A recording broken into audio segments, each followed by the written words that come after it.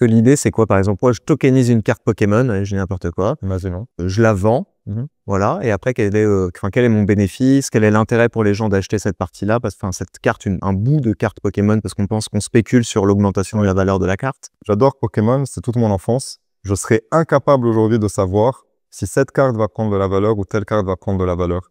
Il y a beaucoup de temps qui s'est passé, des nouvelles générations, etc. Et je ne connais pas cet actif, tout simplement. Je ne connais pas les objets de collection comme les cartes. Par contre, une société qui tokenise des cartes qui s'y connaît parfaitement, qui va s'apparenter à une sorte de fonds d'investissement spécialisé dans les cartes Pokémon, elle va avoir l'expertise. Et quelqu'un comme moi, qui n'y connaît rien, mais qui veut pouvoir acheter une carte Pokémon, peut-être qu'elle vaut 100 000 la carte Pokémon, et que le fonds pense qu'elle va monter à 1 million, bah, je peux en acheter un tout petit bout tokenisé à 100 ou à 1000 euros si j'ai envie. Là, on voit quand même que la tokenisation, c'est un peu le mot de Larry Fink, le PDG de BlackRock, qui a encore annoncé il y a quelques jours tous les actifs seront tokenisés. Ouais. Comment toi tu vois le futur de la tokenisation? Quels sont les actifs qui vont d'abord être tokenisés pour toi? On parle plutôt de la dette. La différence avec Kamea, c'est que chez nous, on ne va pas travailler directement sur des véhicules. On ne va pas mettre l'argent des gens en commun. On va utiliser la blockchain pour organiser les flux. Bienvenue sur le podcast de Cryptost. Aujourd'hui, on reçoit André de Kamea Labs et on est donc à CryptoXR, comme vous pouvez le voir derrière moi.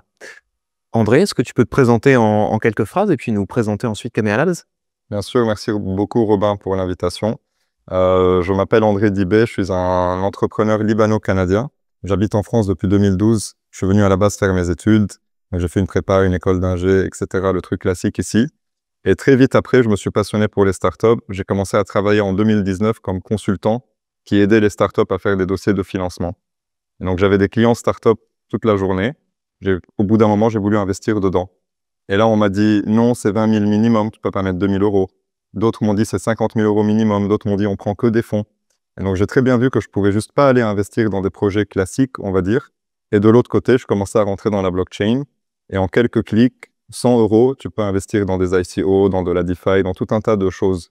Et donc, moi, je me suis dit au début, comment on va faire pour amener la blockchain, pour servir la finance traditionnelle, à être plus accessible pour les investisseurs particuliers, on va dire. C'est comme ça qu'est né Kamea Labs, qui vise à faire la première plateforme d'investissement pour permettre à tout le monde de mettre dans tout type de projet des 100 euros, des tickets en euros ou en crypto, sur de l'IMO, sur des levées de fonds de start-up, ou même sur des fonds d'investissement ou d'autres types de deals. Ok, ça marche. Est-ce que tu peux nous parler un petit peu des projets justement qui sont passés par Kamea Labs? Je ne peux pas donner les noms, à part les noms des projets qui ont fini déjà leur levée. On a eu quelques ICO. La plus grande, c'était 2 500 000 $. C'est une société américaine qui s'appelle Devi. Je peux le dire parce qu'ils ont fini leur ICO, qui avait levé en Europe, justement. Et depuis, on a eu plusieurs deals en token, notamment d'autres ICO, mais surtout du SAFT, donc des ventes privées de tokens. Il y a pas mal d'exposants ici qui font leur levée en token sur Kamea. Et puis, on a eu aussi des deals en equity, notamment le deal communautaire du média de Big Whale qui a levé auprès de sa communauté sur Kamea, mais d'autres deals aussi. Kamea a fait sa propre levée sur Kamea cet été, donc on a levé 600 000 euros dans un instrument qui s'appelle le BSAR, ou SAFE en anglais, qui est une sorte d'equity, auprès de notre propre communauté comme ça. Et là, actuellement, il y a une dizaine de projets qui sont en cours de levée sur Kamea. Il y en a eu pas mal ce mois-ci qui se sont lancés, et on a un carnet de levée de fonds, entre guillemets, qui dure encore 3 mois, sur une dizaine de projets de plus. Donc, au total, il y aura une vingtaine de projets pour l'instant qui sont sur Kamea. Ok. Et c'est quoi l'avantage de passer par Kamea par rapport à d'autres solutions? Déjà, quelles sont les solutions en fait qui existent, et comment est-ce que Kamea se positionne dans un peu ce paysage-là? Alors, c'est une très bonne question. Aujourd'hui, quand tu veux onboarder des investisseurs qui ne sont pas des professionnels, entre guillemets, dans ta levée de fonds, c'est hyper compliqué. Parce qu'en général, ta levée, il y a un notaire, un comptable, un avocat dans la boucle. Donc, il y a tout un tas de métiers qui coûtent assez cher. Donc, tu ne veux pas onboarder des tickets à 1 000 euros parce que ça va te devenir trop cher de les onboarder. Et tu vas vraiment mettre beaucoup trop de temps à faire tes 500 000 euros de levée, par exemple, pour beaucoup trop de frais en face. Donc, il y a des solutions qui ont commencé à apparaître depuis quelques années. Des solutions plus légales. Et donc, c'est des boîtes qui tirent profit de ces modèles légaux pour proposer des produits sympas. La plus connue s'appelle Roundtable. Ils font des SPV. C'est un super produit, honnêtement, qui sert vraiment au club deal pour créer des deals et investir dans des levées de fonds. Tu peux préciser ce que c'est SPV pour ceux qui connaissent? Oui, pardon, c'est vrai que c'est un peu... SPV, ça veut dire Special Purpose Vehicle.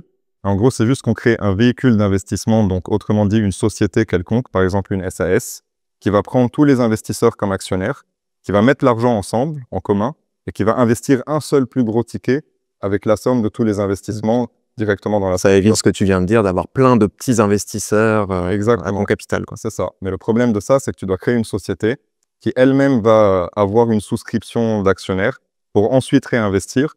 Donc, tu as de la friction de process. Tu peux mettre un certain temps à avoir cette société, entre guillemets. Tu as de la friction où chaque année, tu dois déposer des comptes, tout ça. Donc, les sociétés qui se spécialisent dans le SPV, elles automatisent tout ça. Mais ça n'empêche pas qu'il reste toutes ces choses-là à faire quand tu es un investisseur.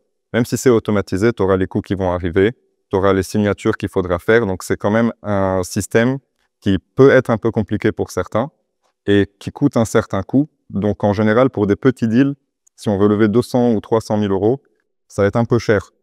Donc, on va plutôt essayer de se tourner vers... les gens qui utilisent ces solutions vont plutôt faire des deals à 1 million, 2 millions. Et c'est vraiment fait pour, à mon avis. La différence avec Kamea, c'est que chez nous, on ne va pas travailler directement sur des véhicules. On ne va pas mettre l'argent des gens en commun. On va utiliser la blockchain pour organiser les flux. Les gens peuvent investir en euros, en direct dans les sociétés ou les projets dans lesquels ils investissent. Ils peuvent aussi investir en crypto. On a le PSAN de l'AMF, l'enregistrement PSAN. On est en train de travailler sur le framework MiCA maintenant.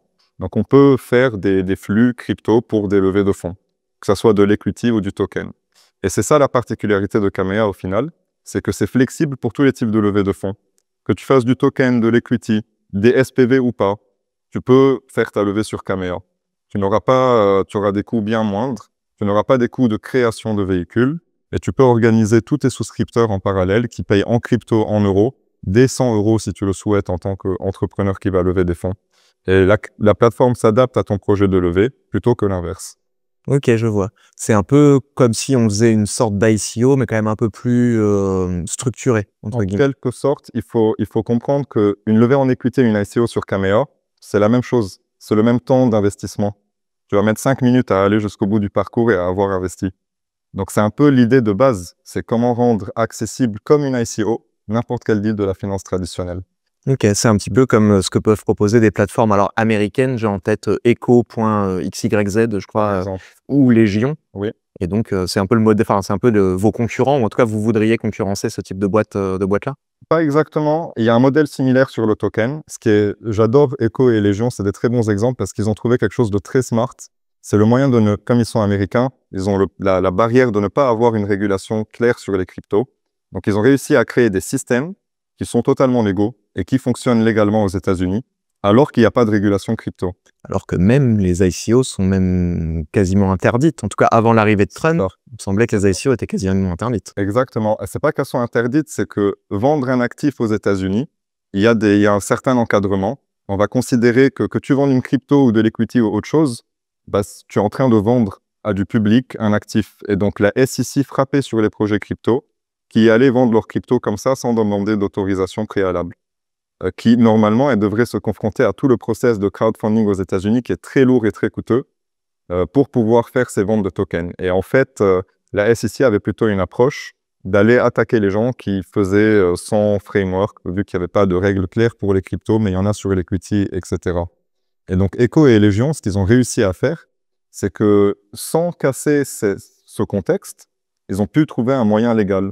Au lieu d'aller vendre son token, il y a des communautés d'invest qui veulent l'acheter. Et ils viennent nous voir, entrepreneurs qui vendent du token, pour l'acheter. Donc, on n'est plus en train d'aller faire de la pub, acheter mon token.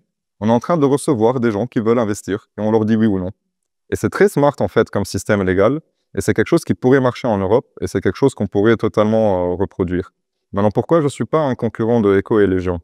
Parce qu'eux ont craqué la régulation, la distribution de tokens dans la régulation américaine, avec le contexte que la plupart des investisseurs tokens sont dans des communautés d'investissement. Donc, c'est quand même assez niche, assez spécifique. Moi, j'aimerais m'inspirer de leur modèle Pour investir sur Echo ou sur Légion, il faut faire partie d'une sous-communauté. C'est ça. C'est ça. Okay. Tu demandes à être dans une communauté qui, elle, demande à avoir du token. Et donc, il y a une chaîne, si tu veux, de décision et de sollicitation vers l'investissement qui fait que ce n'est pas la personne qui vend l'investissement qui sollicite les investisseurs, mais les investisseurs qui sollicitent la personne qui a quelque chose à vendre. Ok. C'est ça qui est smart. En fait, le modèle de Kamea Labs se rapproche peut-être un petit peu plus de CrowdCube ou de ce genre de boîte de crowdfunding, en fait, un petit peu. C'est une sorte de crowdfunding. J'aime bien dire crowd investing parce que tu investis vraiment dans des projets, tu as un actif financier derrière, que ce soit crypto, equity ou autre, et pas juste, l'habitude, le crowdfunding, c'est pour pré-acheter, pré-financer des objets physiques, du hardware que tu vas recevoir ou d'autres types de biens. Donc là, c'est vraiment du crowd investing et ça se différencie de Echo et Légion dans le sens où la crypto, chez nous, c'est vraiment une partie. On est la plateforme d'investissement régulée qui fait que les gens qui veulent vendre des actifs tokenisés en général pourront trouver des investisseurs et inversement, les investisseurs qui veulent mettre des petits tickets dans des deals privés pourront trouver des actifs tokenisés ou investir. Ok. Oui, parce que là, on a beaucoup parlé de start-up. Ouais. Mais en fait, tu peux investir dans la pierre, tu peux investir Exactement. dans des montres, je sais pas, un peu C'est ça. dans tout type d'actifs au final. C'est ça. En fait, toute vente d'actifs peut s'apparenter quelque part à une sorte de levée de fonds. Tu dois faire de la compliance sur tes investisseurs et sur l'argent que tu reçois, donc les KYC, etc. Tu dois faire signer des contrats d'investissement qui vont mettre les termes entre l'investisseur et le vendeur de l'investissement. Et à cette étape de contrat, que tu mettes de l'equity, un token ou une obligation qui représente de l'immobilier, de l'art, des montres, c'est la même chose pour dans mes lunettes Kamea, on va dire. Techniquement, c'est la même chose. Ce qui va changer, c'est que ce n'est pas le même cadre réglementaire pour vendre tel actif ou tel actif. Et donc, Kamea, c'est la plateforme d'investissement qui se spécialise à aller chercher ces cadres réglementaires pour faire en sorte que les tokenisateurs puissent vendre à tout investisseur partout dans le monde et inversement, que tous ces investisseurs puissent avoir accès à ces actifs-là. Ok.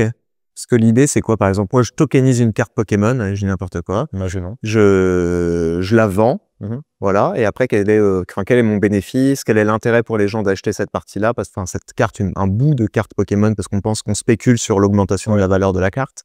Est-ce que tu peux nous donner quelques petits cas d'usage un peu concrets? Franchement, c'est un très bon exemple parce que les cartes Pokémon, c'est une sorte d'actif alternatif qui prend de la valeur. J'en avais plein quand j'étais petit. Ma mère m'a dit jette-les ou fais-en quelque chose, donc je les ai jetés. Je les ai vendus à la brocante. Voilà, exactement. Donc on a le même problème. On n'imaginait pas que ça allait devenir un truc, une classe d'actifs qu'on aurait pu peut-être vendre notre carte Pikachu Shiny à 300 $ facilement alors qu'on l'avait acheté dans un booster à 2 € à l'époque, quoi. Donc oui, je connais ça. Et typiquement, j'adore Pokémon, c'est toute mon enfance. Je serais incapable aujourd'hui de savoir si cette carte va prendre de la valeur ou telle carte va prendre de la valeur. Il y a beaucoup de temps qui s'est passé, des nouvelles générations, etc. Et je ne connais pas cet actif, tout simplement. Je ne connais pas les objets de collection comme les cartes. Par contre, une société qui tokenise des cartes qui s'y connaît parfaitement, qui va s'apparenter à une sorte de fonds d'investissement spécialisé dans les cartes Pokémon, elle va avoir l'expertise. Et quelqu'un comme moi, qui n'y connaît rien, mais qui veut pouvoir acheter une carte Pokémon, peut-être qu'elle vaut 100 000 la carte Pokémon, et que le fonds pense qu'elle va monter à 1 million, bah, je peux en acheter un tout petit bout tokenisé à 100 ou à 1000 € si j'ai envie. Et donc, je vais pouvoir rentrer en relation financière avec un professionnel de l'investissement qui, lui, va nous proposer des choix de son expertise et de sa gestion des risques et que nous, investisseurs, on va pouvoir mettre juste une fraction. Et ça, justement, bah, c'est grâce au framework blockchain de Kamea qui rend ça possible. D'accord.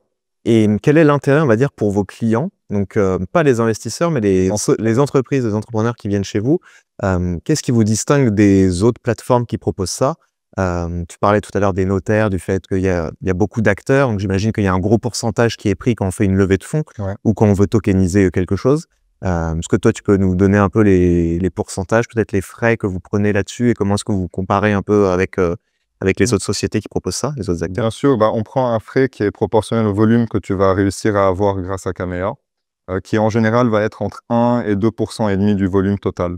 C'est beaucoup moins cher. Une levée de fonds classique, tu as des frais d'avocat, des frais de notaire, tu as des frais bancaires, tu as tout un tas de frais. Et si en plus tu as un leveur de fonds qui va t'aider à trouver des investisseurs, en plus ça va s'accumuler. Ça peut facilement être entre 5-10% de ta levée de fonds que tu vas devoir payer en frais.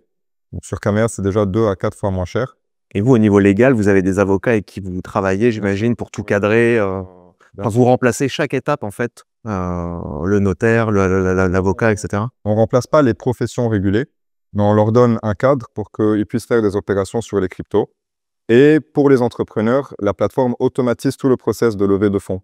En fait, une levée, Je l'ai fait sur ma propre plateforme, donc ça devient juste un URL que j'envoie à mes investisseurs. Ils font un KYC, ça crée les contrats On automatiquement. vérifie leur identité, on Voilà. vérifie l'origine des fonds aussi, j'imagine. Oui, bien sûr. C'est l'origine des fonds, le support des investisseurs. Tout est pris en charge justement par Kamea derrière la plateforme. Donc même si quelqu'un souhaite investir en crypto, on est capable d'aller jusqu'au bout de la compliance et de vérifier que ces cryptos sont propres, qu'il ne les a pas touchés en vendant des armes ou de la drogue quelque part dans le monde. Et c'est ça que les entrepreneurs vont trouver chez Kamea. Au-delà du coût, c'est la flexibilité dans leur projet de levée. Qu'ils lèvent en equity ou en token, ils pourront accepter des fiat ou des cryptos. Ils n'auront plus jamais à préparer un document. Les documents vont se créer tout seuls. Ils n'auront plus à vérifier les identités et l'honorabilité de leurs investisseurs. Ils vont pouvoir juste envoyer un URL et tout se fait pour eux. Et après, vous faites le suivi aussi, c'est-à-dire les assemblées générales, annuelles. Comment est-ce que ça se passe pour que la société puisse ensuite communiquer des informations à ses investisseurs, etc. Alors, la communication d'informations, oui, elle peut communiquer. Elle a sa liste, sa database d'investisseurs sur Kamea. Elle ne peut pas communiquer direct depuis l'application Kamea, mais ça va venir dans des prochaines features. Par contre, sur toute la question de la gestion de l'assemblée générale, de la cap table, des investisseurs, Kamea aujourd'hui ne prend en charge que la distribution. Donc au moment où on va investir, où on va lever des fonds, on va distribuer avec Kamea. Tout ce qui vient derrière doit encore être géré par les investisseurs, par les entrepreneurs eux-mêmes. On a prévu de rajouter dans notre roadmap un marché secondaire à terme, mais ça va prendre beaucoup de temps pour des raisons réglementaires surtout, et des modules de gestion de la gouvernance, de tes investisseurs, etc. Okay. Marché secondaire, c'est un peu ce que fait Captions Market, c'est ça, tu as la possibilité de revendre le pourcentage d'actions que tu as acquéri dans telle ou telle boîte, ou tes tokens, etc. C'est ça. Le problème du marché secondaire en blockchain, c'est qu'il n'y a pas vraiment de cadre de loi encore pérenne pour pouvoir le faire. Je dis bien pérenne parce qu'il y a un cadre de loi, mais qui est censé expirer en 2028 s'il n'est pas reconduit. Donc on ne sait pas si ce cadre est définitif, probablement que non. On ne sait pas s'il va être reconduit. On ne sait pas si tu arrives à passer le cadre de loi actuel. Auras-tu un fast track pour le prochain? Il y a trop d'incertitudes, c'est trop de risques pour une startup comme nous de vraiment se lancer tout de suite dans le secondaire. Et honnêtement, il n'y a pas de secondaire tant qu'il n'y a pas des actifs primaires tokenisés sur la blockchain. Donc il faut d'abord en tout cas résoudre la tokenisation et sa démocratisation avant de pouvoir penser à faire du marché secondaire. Là, on voit quand même que la tokenisation, c'est un peu le mot de Larry Fink, le PDG de BlackRock, qui a encore annoncé il y a quelques jours tous les actifs seront tokenisés. Ouais. Comment toi tu vois le futur de la tokenisation? Quels sont les actifs qui vont d'abord être tokenisés pour toi? On parle plutôt de la dette. Alors moi je suis d'accord avec lui. Je me projette dans un monde où tout sera tokenisé et je pense que ce sera un monde qui offrira plus d'opportunités à monsieur et madame tout le monde que celui d'aujourd'hui. Donc je suis d'accord avec ça. Ce que je ne souhaite pas voir, c'est une mainmise des acteurs des plus gros sur cette planète, comme BlackRock, JP Morgan ou des banques en Europe, sur le domaine de la blockchain et de la tokenisation. Car en réalité, qui pousse les innovations dans ce domaine? Ce sont des start-upers, ce sont des DJs au sens large, on va dire, autour de la blockchain. Donc je souhaite vraiment qu'il y ait un pont réglementaire, on va dire, un pont entre les startups et la réglementation, pour qu'il puisse y avoir des acteurs de la tokenisation, de la blockchain, de la crypto, qui ne soient pas que des grandes banques et des grandes banques d'affaires. Et c'est en ça que j'aimerais que les startups en Europe et surtout en France puissent avoir une voix commune auprès des régulateurs pour se faire représenter et proposer des standards. Ouais, c'est vrai que ça serait dommage de devoir aller s'adresser à une grande banque ou une grande institution dès qu'on veut tokeniser. Par exemple, moi, je voudrais vendre mon appartement, peut-être en tokenisé, etc. Et c'est le marché que vous allez adresser. Vous allez adresser peut-être aussi les plus petits porteurs ou les plus petites sociétés entrepreneurs qui veulent tokeniser leurs actifs. Moi, je dis toujours que le use case le plus basique de Kamea dans 10 ans, c'est un restaurateur dans un village qui s'apprête à vendre son resto et les villageois veulent l'acheter pour le faire vivre. Même si forcément, ce n'est pas un investissement financier qui rapporte de l'argent, tout le monde pourra faire une levée de 20-30K sur Kamea pour aller faire un certain projet. Et c'est cette démocratisation de la finance que la tokenisation va ramener et que Larry Fink voit, à mon avis. Ok, je vois l'idée.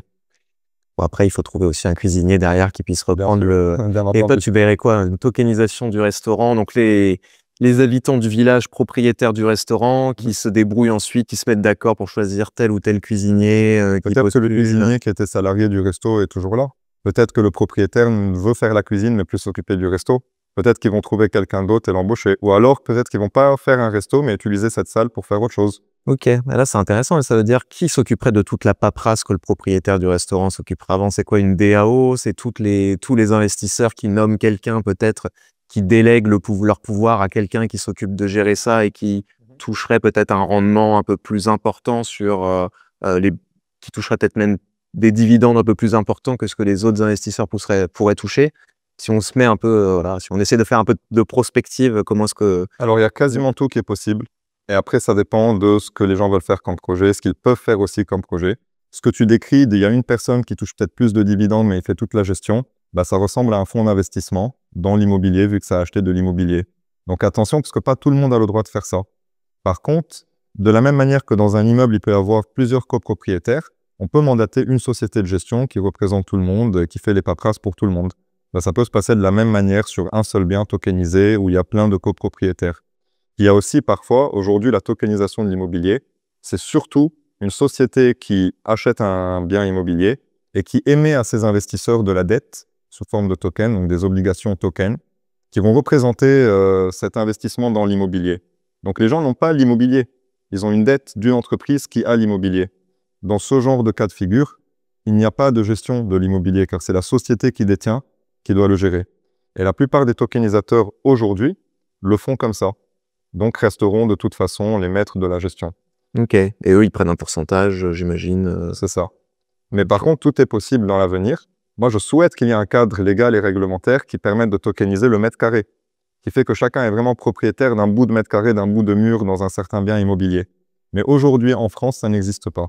Il y a des zones ailleurs dans le monde qui testent ce genre de framework, mais il n'y a nulle part où on a quelque chose de bien précis, finalisé, qui n'est pas prêt à évoluer. Et c'est quoi l'intérêt d'être propriétaire d'un mètre carré d'un appartement à Paris, par exemple? C'est profiter de la hausse des prix de l'immobilier ou Premièrement, mais surtout, quand tu détiens un token qui représente un véhicule qui a investi dans l'immobilier, alors tu es propriétaire soit d'un titre d'equity, soit de dette.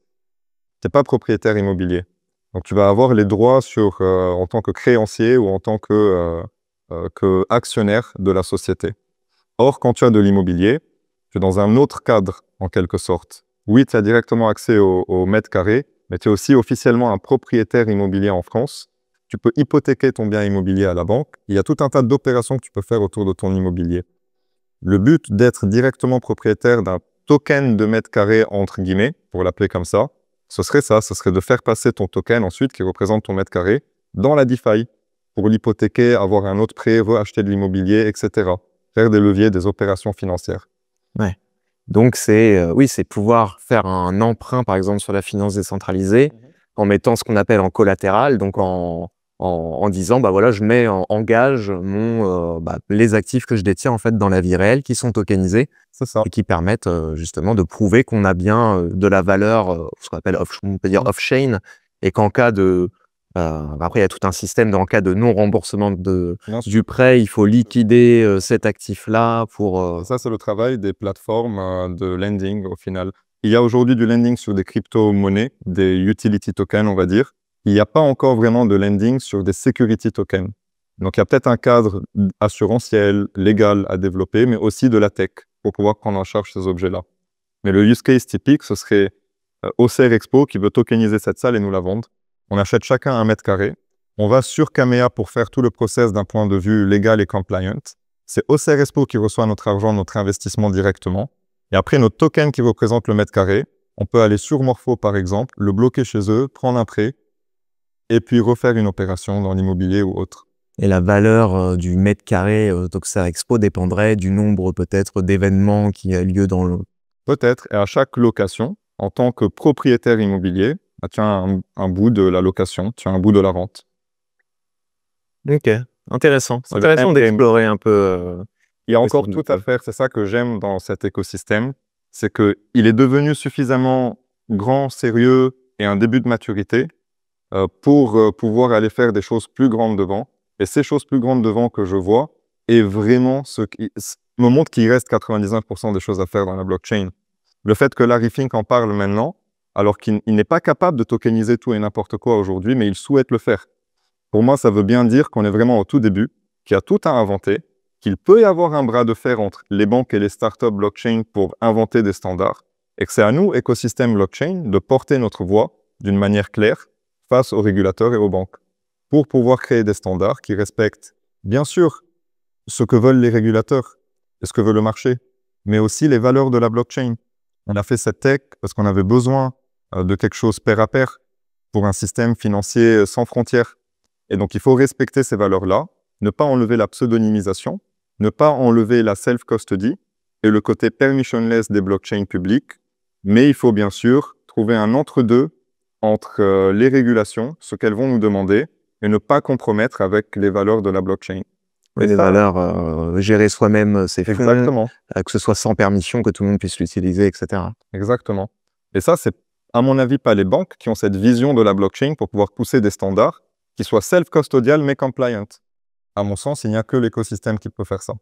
Ok. On se donne rendez-vous dans quelques années pour voir où est-ce qu'on en est. Oui, avec grand plaisir. Merci beaucoup, André. Merci à toi, Robin. Salut.